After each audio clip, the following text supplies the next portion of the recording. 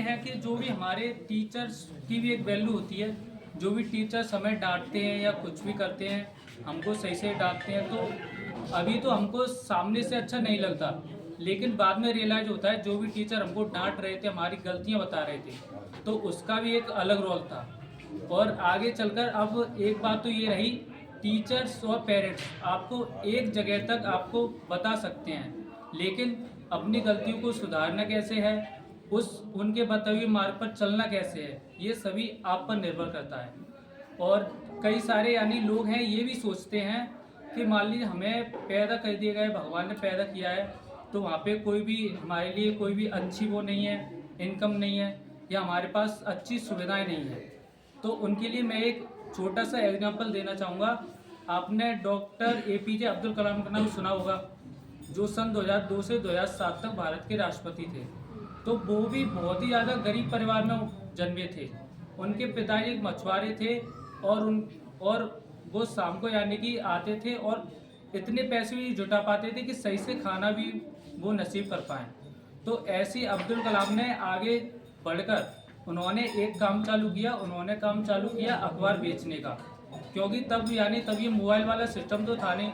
तो उन्होंने अखबार बेचने का काम किया। जब भी वो अखबार बेचने जाते, तो बेचने से पहले अखबार को पढ़ लेते पूरा, और फिर आगे चलकर उनकी मेमोरी में और भी इंक्रीजमेंट होता गया, और फिर आगे चल के वही अपने भारत के राष्ट्रपति बने, और जिन्हें मिसाइल मैन कहा गया।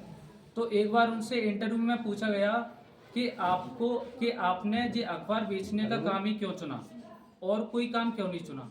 तो उन्होंने कहा कि मेरे हिसाब से जो भी अखबार है, तो उसमें नॉलेज की जो भी मुझे नॉलेज चाहिए, उसमें वो पूरी नॉलेज मिल जाती है, और इसलिए मैंने जी अखबार पढ़ के यानी नॉलेज अर्जित की, और आज मैं इस मुकाम पर हासिल हुआ हूँ। तो ऐसी हमारे यानी ज़िंदगी में कई सारे आते हैं कि हमको ये नहीं सोचना चाहिए कि हमारे आगे परिस्थितियाँ क्या हैं, हमको सोचना है कि हम परिस्थितियों के से लड़े कैसे, उनसे कैसे निपटारा पा सकते हैं। और कई बार होता है कि एक यानी कभी भी कहते हैं कि संघर्ष से व्यक्ति महान नहीं होता, यानी संघर्ष से लड़कर ही व्यक्ति महान होता है। तो अब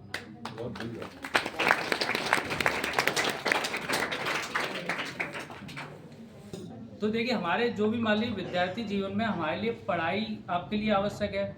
तो पढ़ाई में चीज़ आवश्यक है, ज़्यादातर दो प्रकार की पढ़ाई होती है, या तो हम उसके रट कर याद कर ले या फिर समझ कर। तो रट कर यानी कि रट कर याद करने जब हम करते हैं तो सही से याद नहीं रहता। एक छोटा सा यानी कहानी सुनाना चाहूँगा। एक जंगल था, तो उसमें कुछ तोते रहते थे, और वहाँ पे एक आता था डेली बहेलिया। बहेलिया बोलते हैं पक्षियों को पकड़ने वाले को।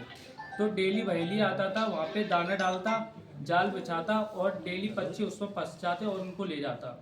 तो सभी तोते बड़े परेशान। अब एक दिन क्या हुआ, उसी जंगल में आए एक साधु जी। तो उन्होंने उससे कहा, तोते सभी तोते उनके पास गए, तो उन्होंने उससे कहा, महाराज जी हमें बचाइए।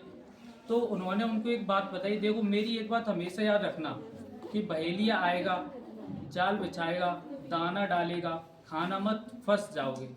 तो सभी तोते क्या होते हैं, रट्टू। तो सभी तोतों ने ये बात रट ली। जब भी उड़ रहे हैं हवा में या पेड़ पर बैठ रहे हैं, एक ही बात कह रहे हैं, बहेलिया आएगा, दाना डालेगा, जाल बिछाएगा, दाना खाना मत, फंस जाओगे। तो एक दिन बहेलिया आ गया।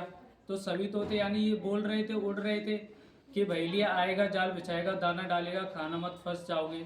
तो बहेलिया ने सोचा, अब ये तोते तो समझदार हो गए हैं, मैं बताओ कैसे इनको पकड़ूं। अब बहेलिया ने सोचा, अगर मैं यहाँ पे आ गया हूँ तो क्यों ना थोड़ी देर यानी कि यहाँ पे जाल बिछाई देता हूँ, दाना डाल देता हूँ। तो उसने वहाँ पे जाल बिछाया, दाना डाल दिया। अब कुछ समय बाद तोते भी पेड़ पर बैठे उसको देख रहे हैं। अब वो जाके झाड़ी में छुप जाता है, सभी तोते आ जाते हैं, यानी उसी के ऊपर दाना खाने लगते हैं। लेकिन दाना खाते खाते भी कह रहे हैं कि बहेलिया आएगा, जाल बिछाएगा, दाना डालेगा, खाना मत, फंस जाओगे। अब सभी उसमें फंस चुके हैं, लेकिन फिर भी सभी बोला बोल यही लगे हैं। अब बहेलिया उनको उठाता है और सभी को पिंजड़े में बंद करके ले जाता है। अब पिंजड़े में भी सभी तोते भी बात दोहरा रहे हैं कि बहेलिया आएगा, जाल बिछाएगा, दाना डालेगा, खाना मत, फंस जाओगे। अब रास्ते में मिल जाते हैं वही महात्मा। तो उन तोतों ने कहा कि महात्मा जी, मैं तो यानी आपने हमको बताया था कि यानी हम नहीं फंसेंगे, तो हम कैसे फंस गए।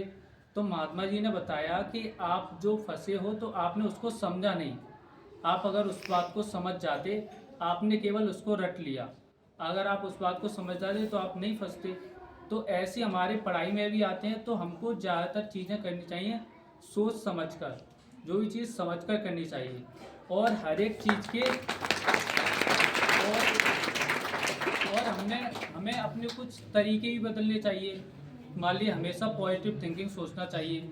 मान ली दो व्यक्ति लड़ रहे हैं, यदि एक जीत जाता है एक हार जाता है, तो उसको दो प्रकार से कह सकता है हारने वाला, कि हम या तो हार गए और या हम दूसरे को जिता आए। तो इसमें यानी कि पॉजिटिव किस में आ रहे हैं, हम दूसरे को जिता आए। तो ऐसे यानी कि कहते हैं, यानी बोला गया है कि सोच को बदलो तो सितारे बदल जाते हैं, नज़र को बदलो तो नज़ारे बदल जाते हैं। कश्तियाँ बदलने की ज़रूरत नहीं, आप अपनी दिशा को बदलो, किनारे खुद ब खुद बदल जाते हैं।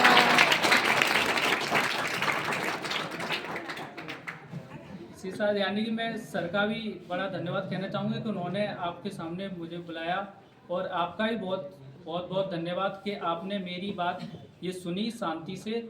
तो आपके लिए दो पंक्ति और कहना चाहूँगा, यानी विद्यार्थी ऊपर, कि खुद से उलझकर खुद से सुलझ जाना, खुद से उलझकर खुद से सुलझ जाना। मैं अब बच्चा नहीं हूँ ये सभी को समझाना, मैं अब बच्चा नहीं हूँ ये सभी को समझाना। इस उम्र में मुश्किलें तो बहुत आती हैं, लेकिन उन मुश्किलों से लड़कर भी जिंदगी में मुस्कुराना, लेकिन उन जिंदगी जान दिखा रहे हैं